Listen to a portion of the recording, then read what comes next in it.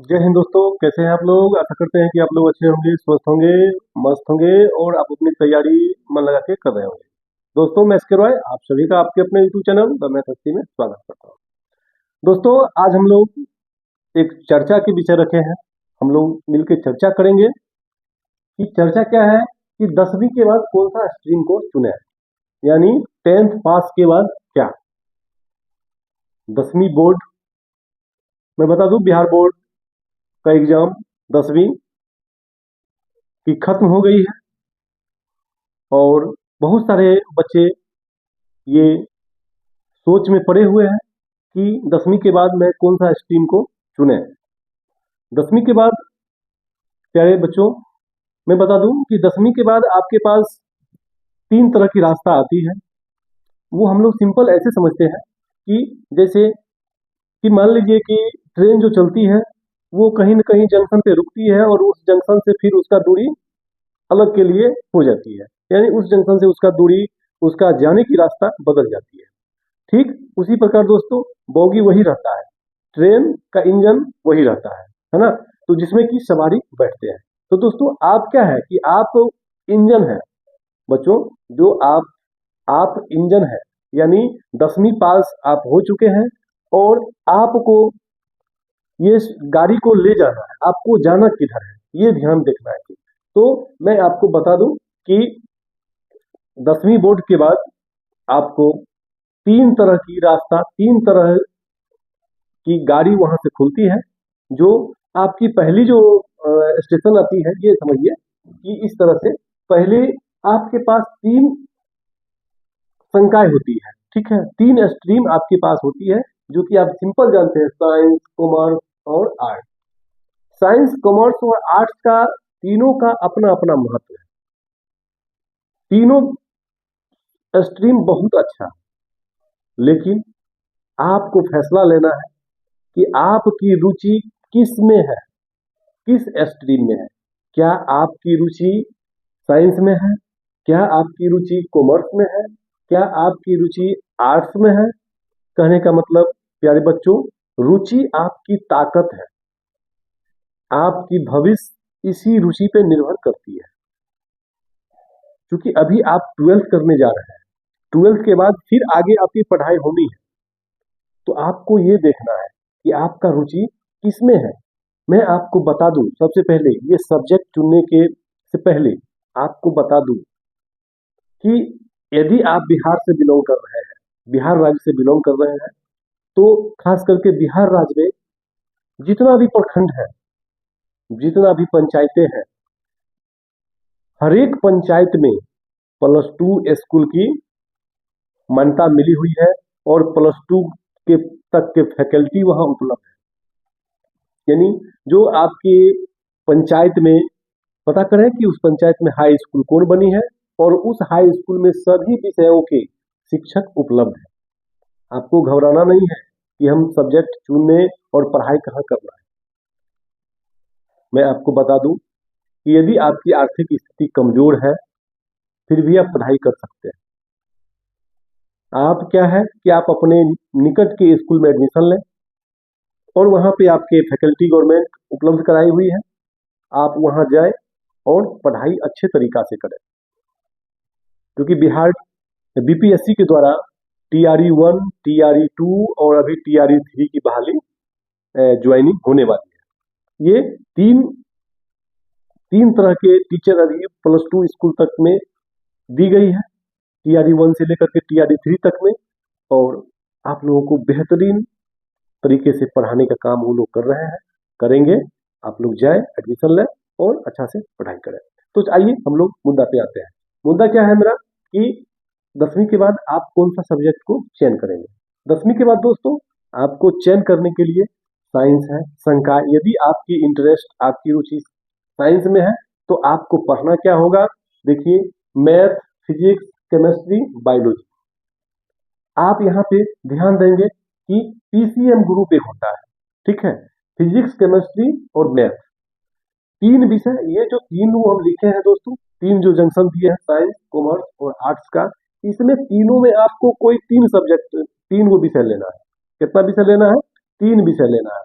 यदि आप math physics chemistry ले लेते हैं और 2 लैंग्वेज आपका रहेगा, वो नेसेसरी है, आपको लेना ही होगा। कौन कौन? तो एक होगा हिंदी, यानी एक होगा वो हिंदी और एक होगा दोस्तों इंग्लिश। 2 लैंग्वेज आपको ये पढ़ना है तीनों स्ट्रीम में। और टोटल आपका जो +2 होगा वो 500 नंबर का एग्जाम होगा बिहार बोर्ड का। बाकी बोर्ड का भी अपना अलग अलग रूल होती है, लेकिन बिहार बोर्ड का मैं बता दूं कि टोटल 500 नंबर का होगा। कोई 3 सब्जेक्ट, ये इसमें से आपको कोई 3 सब्जेक्ट चयन करना है मिनिमम। अधिकतम आप कर सकते हैं एक्स्ट्रा लेके। तो चलिए, अगर आप साइंस में रुचि है आपका, तो साइंस में रुचि में गणित, भौतिकी, रसायन, फिजिक्स केमिस्ट्री और मैथ, यानी मैथ, फिजिक्स, केमिस्ट्री, और एक आता है दोस्तों बायोलॉजी, जिसको जीव विज्ञान हम लोग बोलते हैं। ठीक है, तो पीसीएम फिजिक्स केमिस्ट्री मैथ वाले एक्स्ट्रा में बायोलॉजी नहीं ले सकते हैं, ये रूल बना हुआ है। लेकिन पीसीबी यानी फिजिक्स केमिस्ट्री बायोलॉजी, बायोलॉजी वाले एक्स्ट्रा में मैथ ले सकते हैं। आप जब एग्जाम देंगे तो मैथ और बायोलॉजी में जिसमें आपका अधिक नंबर आएगा वो आपका मेन हो जाएगा, बाकी आपका एक्स्ट्रा होगा। लेकिन अभी आप सब्जेक्ट चयन करेंगे तो मैथ ही एक्स्ट्रा में होगा, नंबर जिसमें अधिक होगा वो विषय आपका मेन हो जाएगा और बाकी वो एक्स्ट्रा हो जाएगा। क्लियर है? जो साइंस फैकल्टी आपका क्लियर हो गया। ठीक है, और साइंस फैकल्टी लेने से आपके लिए कैरियर क्या होगा आप ये समझिए। अगर पीसीएम ग्रुप से है, फिजिक्स केमिस्ट्री मैथ ग्रुप से है आप, तो आप देखिए ये आईआईटी लिखे हैं, क्योंकि आईआईटी के बारे में आप जान रहे हैं, ये मैथमेटिशियन जो आप पढ़िएगा वो आप आईआईटी, AIEEE यानी इंजीनियरिंग लाइन आपके लिए, इंजीनियरिंग लाइन में आपका भविष्य उज्जवल होगा। ठीक है, यानी मैथमेटिक्स पढ़ने, पीसीएम पढ़ने के बाद आप आईआईटी लेवल का जो वैकेंसी आती है उसमें आप उसके लिए एलिजिबल है। ठीक है, चलिए, अगर आप पीसीबीएम लेते हैं, फिजिक्स केमिस्ट्री बायोलॉजी यदि आप लेते हैं, मैथ के सब बायोलॉजी मैथ रहेगा, तो आप एम्स में जा सकते हैं, नीट निकालिएगा, फिर आगे उसका यानी आप चिकित्सा क्षेत्र में जा सकते हैं। ठीक है, ये स्पेशल ये साइंस वाले के लिए है। क्लियर? चलिए, अब हमारा लोग आते हैं दोस्तों कॉमर्स में। दूसरा संकाय होता है कॉमर्स। कॉमर्स को वाणिज्य बोलते हैं। इसमें भी आपको 3 सब्जेक्ट लेना है, इसमें भी आपको 3 सब्जेक्ट ही चयन करना है, इसमें भी 3 सब्जेक्ट, इसमें भी आपको 3 सब्जेक्ट इसमें से लीजिए। कौन ले सकते हैं? अकाउंटेंट ले सकते हैं, लेखा शास्त्र उसको बोलते हैं, बिजनेस स्टडीज व्यवसायिक अध्ययन बोलते हैं उसको, बिजनेस स्टडीज, इकोनॉमिक्स, इंटरप्रेन्योरशिप। तो दोस्तों कॉमर्स लेने का एक ही मकसद है कि यदि आपका रुचि व्यवसाय क्षेत्र में है, व्यवसाय क्षेत्र में है या बैंकिंग क्षेत्र में आप जाना चाह रहे हैं, तो आप कॉमर्स लेकर के अध्ययन करें, आपकी रुचि पे निर्भर होती है। ये आप यदि लेते हैं तो IIM कॉलेज है वो सबसे ज्यादा अहमदाबाद में है अकाउंटेंसी के लिए। यहाँ पे आप ये जब इसकी पढ़ाई करते हैं आगे आगे फिर आप ऑनर्स करेंगे, पीजी करेंगे, तो आपके लिए अकाउंटेंसी क्षेत्र में आपको बैंक में जॉब मिल सकती है, या फिर आप चार्टर्ड अकाउंटेंट बन सकते हैं, किसी भी बिजनेस किसी भी कंपनी का आप अकाउंटेंट बन सकते हैं, यानी ढेर सारा आपके लिए रास्ता खुल जाएगी। चलिए, तीसरा है दोस्तों आर्ट्स। आर्ट्स मतलब कला, सबसे इसका कम का जाता है आर्ट्स में, लेकिन दोस्तों ये आर्ट्स बहुत ही अपने आप में बहुत बड़ा संकाय है, इसका क्वालिटी बहुत बड़ा है, यानी सभी का क्वालिटी है, लेकिन सब में क्वालिटी और सस्ता इसको हम लोग बोलते हैं। सस्ता क्या कि आपको पढ़ना पड़ेगा। फिर देखिए, इसमें आपका history, political science, home science, sociology, psychology, philosophy, music, computer science, geography आदि। इसके बाद भी आदि होता है, आप होटल मैनेजमेंट में जाइए, या फिर आप जाइए खेल कूद में, यानी फिजिकल टीचर के लिए जाइए, योगा में जाइए, यानी ढेर सारा फैकल्टी आर्ट्स में भी आता है दोस्तों। इसमें भी दोस्तों आपको चुनना कितना है? 3 सब्जेक्ट ही, 3 सब्जेक्ट, ये सभी में से आपको चुनना है और देखना ये है कि हमको रुचि किसमें है। कभी भी ये ध्यान देना है, कभी भी जो आपका रिजल्ट आएगा उस पे नंबर बेसिस पे सब्जेक्ट का चयन नहीं करें, क्योंकि पढ़ना आपको है।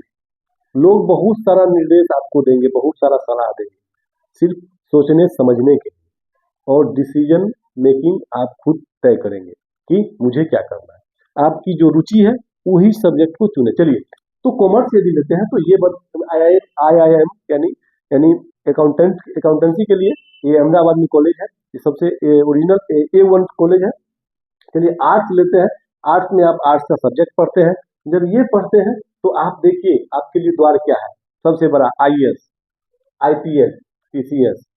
तो मैं बता दूं, ये IAS, IPS, PCS लिखने में जितना आसान है, आप करने में भी आसान है, लेकिन आपको उसमें मेहनत करना होगा, लगाव लाना होगा और लगन लाना होगा, लगन से मेहनत करना होगा, तब जाकर के वो होगा। अभी आपका क्या है, शुरुआत है। शुरुआत पहले आप 12th करेंगे, 12th करने के बाद फिर ऑनर्स करेंगे, PG करेंगे। PG के बाद दोस्तों ये सब में आप ट्राई कर सकते हैं। मैं आपको बता दूं कि अभी जो PCS का एग्जाम हुआ है, यानी बिहार सरकार जो ली है, वो मैट्रिक और इंटर बेस पे दोस्तों नहीं होती है, ठीक है, वो होती है ऑनर्स बेस पे। जब आपका ग्रेजुएशन हो जाएगा, जब आप ग्रेजुएट हो जाइएगा किसी भी स्ट्रीम में, तो आप भर सकते हैं। अब आते हैं, आपका मन में क्वेश्चन होगा कि ये सब करने से कोई एक क्यों नहीं करेंगे। तो दोस्तों कुछ ऐसा है, जैसे देखिए ये आप इसकी तैयारी करते हैं, इसमें कोई स्पेशली ब्रांच नहीं कहता है कि आप साइंस से होना चाहिए, कॉमर्स से होना चाहिए, कला से होना चाहिए। जब आप PCS, IAS, IPS की तैयारी करते हैं तो ये सिर्फ सिंपल इसमें रखता है कि आपका ग्रेजुएशन होना चाहिए, कि आप ग्रेजुएट हो और इसके लिए आप एलिजिबल है। इसकी तैयारी कीजिए, आने वाला भविष्य आपके लिए मंगलमय होगा, उज्जवल होगा। तो दोस्तों ये आपको सोचने समझने की बात है। अभी आपकी रिजल्ट भी नहीं आई है, अभी आप प्लानिंग करिए और उसके बाद तैयारी करिए, ठीक है। और उसके बाद मैं बता दूं, अभी जैसे दोस्तों आपकी उम्र क्या होगा, 14 से मैक्सिमम 14 से 16 ईयर्स होगा अप्रोक्स। कुछ बच्चे 14 साल में मैट्रिक कर लिए होंगे, कुछ बच्चे 16 साल में करेंगे। तो आपके पास अभी टाइम है। आपके पास टाइम क्या है कि 2 साल लीजिएगा आप इंटर करने में, 16 2 18 होगा, अगर 16 साल अभी आपका है। 3 साल 4 साल लीजिएगा आप ग्रेजुएशन करने में, तो 21 22 साल होगा। इस बीच में सिर्फ आप ग्रेजुएशन और 12th की पढ़ाई नहीं करना है, सीमित नहीं रहना है। इसके अलावा उसके साथ साथ कुछ और आपके होना चाहिए तैयारी। कहने का मतलब आपका जो कौशल है वो विकसित होना चाहिए, क्योंकि इंटर होने के बाद फिर मेरा क्वेश्चन मार्क वही आएगा कि अब हम क्या करें। आप डिसीजन लें, डिसीजन लेने के बाद आप अच्छे रास्ता पे चलें, अच्छे लोगों के साथ संगत में रहें और सुने सबका और करे अपने मन का। मतलब कहने का ये मतलब कि आपकी रुचि जिस विषय में है उस विषय को आप सेलेक्ट करें, बशर्ते उसमें ये कोई मायने नहीं रखता, ये कोई मतलब नहीं है कि उसमें आपका नंबर कम है या अधिक है, ठीक है। नंबर बेसिस पे कभी भी सब्जेक्ट का चयन ना करें। मैं उन अभिभावकों से अनुरोध करता हूं कि बच्चों पर बेवजह दबाव न डालें, बच्चों को अवसर दें, बच्चों को फ्री कर दें। वो बच्चों विषय खुद सेलेक्ट करें, खुद से बच्चों का विषय चयन होना चाहिए, वो ताकि पढ़ना बच्चों को है, न कि गार्जियन को। बच्चा आज अपने आज़ादी के साथ सब्जेक्ट का चयन करते हैं, स्वतंत्र रूप से सब्जेक्ट का चयन करते हैं, तो उनकी पढ़ाई भी रुचिपूर्ण होगी। चलिए, आशा करते हैं कि ये आपको समझ में आया होगा। पुनः बिहार बोर्ड 10वीं के बच्चों से अनुरोध है कि कोई भी सब्जेक्ट अपनी रुचि के अनुसार लें और उसको तैयारी करें। थोड़ा सा मैं बता दूं कि आप लोग यदि साइंस स्ट्रीम को सेलेक्ट करते हैं तो आपको 11th-12th कंपटीशन प्रतियोगिता परीक्षा की तैयारी आपको मैथ और रीजनिंग की इस चैनल पे कराई जाएगी, द मैथ हस्ती यूट्यूब चैनल पे। आप जुड़े और इसका लाभ लें। जो बच्चे चैनल को सब्सक्राइब नहीं किए हैं, कृपया करके सब्सक्राइब कर दें, शेयर कर दें, लाइक करें, कमेंट जरूर करें। चलिए, तब तक के लिए धन्यवाद। बाय बाय, जय हिंद।